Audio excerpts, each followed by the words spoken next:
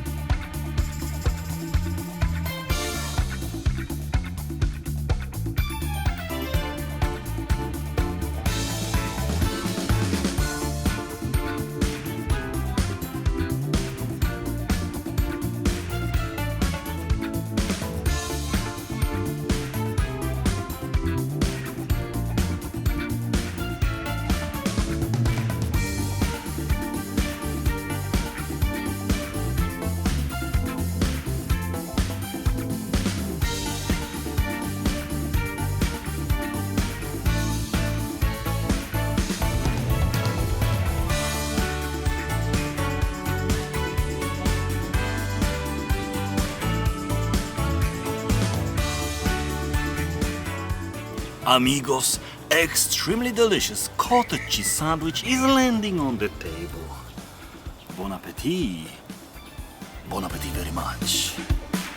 Ooh la la, ooh la la, ooh la la.